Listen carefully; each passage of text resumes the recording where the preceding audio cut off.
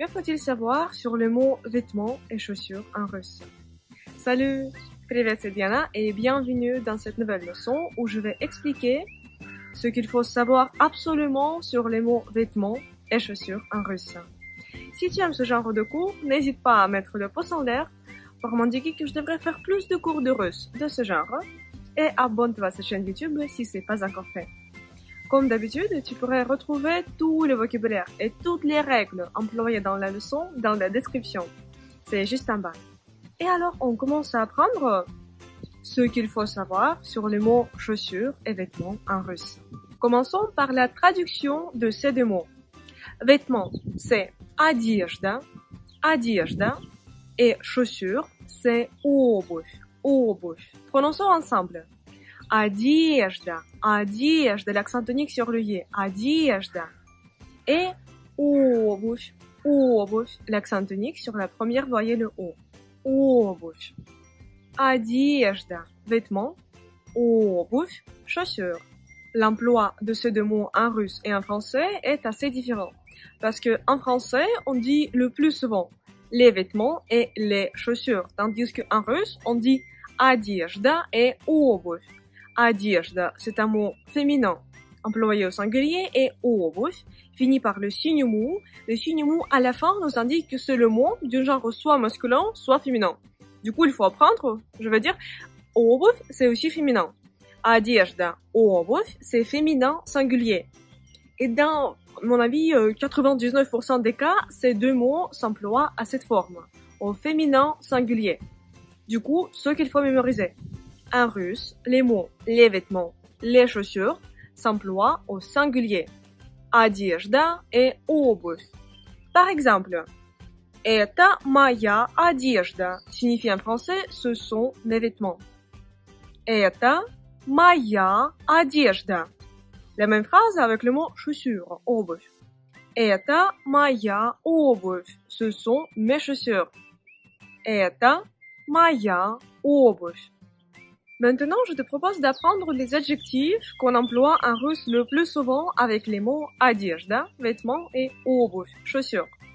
Par exemple, ce sont les adjectifs qui décrivent les saisons, comme зимний, d'hiver, hivernal. Зимняя одежда, vêtements d'hiver. Зимняя одежда, зимняя обувь, chaussures d'hiver. Зимняя обувь, зимняя одежда, зимняя обувь.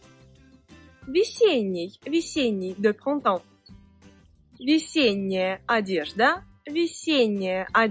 et весенняя обувь. Весенняя обувь. Ensuite, c'est летний, d'été, estival. Летняя одежда, vêtements d'été. Летняя одежда et, devine, летняя обувь. Il nous reste encore осенний. Осенний, c'est d'automne. Осенняя одежда, vêtements d'automne. Осенняя одежда et осенняя обувь. Осенняя одежда, осенняя обувь. On peut aussi différencier les vêtements ou les chaussures pour différents sexes. C'est мужская одежда, vêtements d'homme, ou pour homme. Мужская одежда, vêtements pour homme. Мужская одежда. Мужская обувь, chaussures pour homme.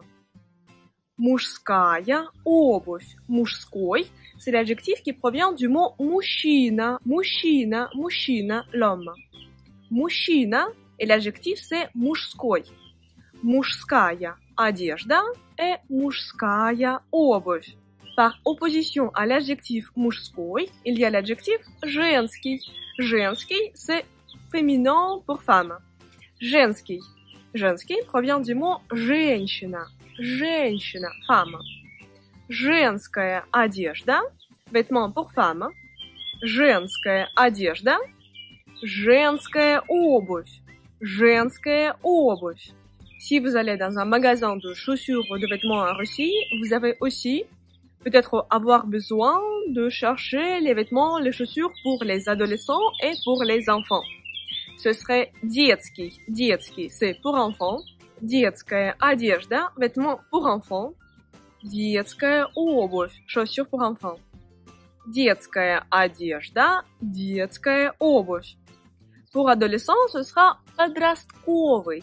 Подростковый. Pour adolescents, ça provient du mot подросток, adolescent. Подростковая одежда. Подростковая одежда, vêtements pour adolescents.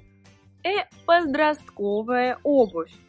Prononçons ensemble par syllabe parce que je comprends que c'est un mot compliqué. Подростковая.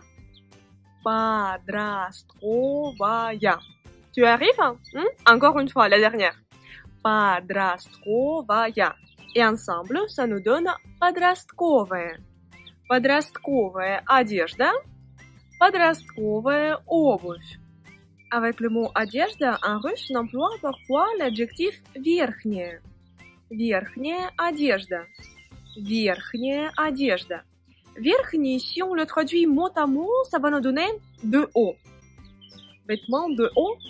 Верхняя одежда, ce sont les vêtements comme par exemple manteau, veste, c'est-à-dire les vêtements qu'on met par-dessus d'autres vêtements. En russe, on pourrait aussi parler de повседневная одежда. Повседневная одежда. Повседневная одежда signifie vêtements quotidiens. Prononçons ensemble parce que повседневная, c'est aussi un mot qui est assez compliqué. Повседневная. Повседневная. Повседневная. Повседневная одежда. Повседневная, c'est l'adjectif повседневный. Regardons comment il est composé. Повседневный. Все, ça signifie tout. Дневный, c'est par rapport au день. День, c'est jour. Du coup, de tous les jours. Повседневная одежда. Et tu pourrais aussi rencontrer en russe l'expression рабочая одежда. Рабочая одежда. Рабочая одежда, c'est vêtements de travail. Рабочая одежда. Alors, voici ce qui est très important de mémoriser. En russe, on emploie les mots одежда, vêtements, et обувь, chaussures, au singulier. Ce sont les deux mots qui sont employés au féminin singulier. Моя одежда, моя обувь. À la différence du français où ces mots sont employés au pluriel.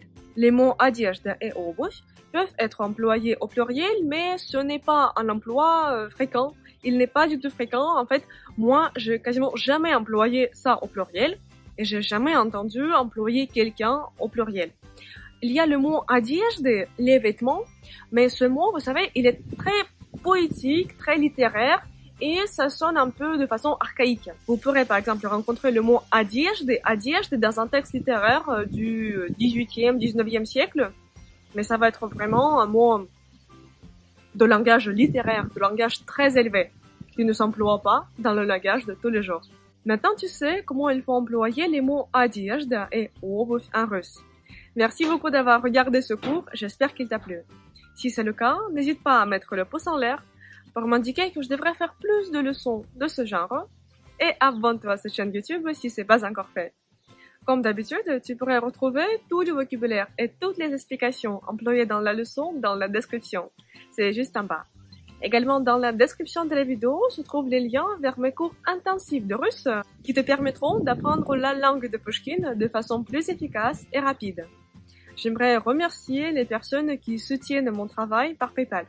Спасибо большое, merci beaucoup. Ça me permet d'avoir plus de temps libre pour faire mes cours de russe et ça me permet d'acheter par exemple le nouveau matériel pour filmer et pour monter mes cours. Спасибо большое. Si toi aussi tu as l'envie et la possibilité de me soutenir, je te serais très reconnaissante si tu me faisais un petit don sur mon compte de PayPal. Le lien se trouve dans la description de la vidéo. Et moi, j'espère te retrouver très bientôt dans une prochaine leçon de russe.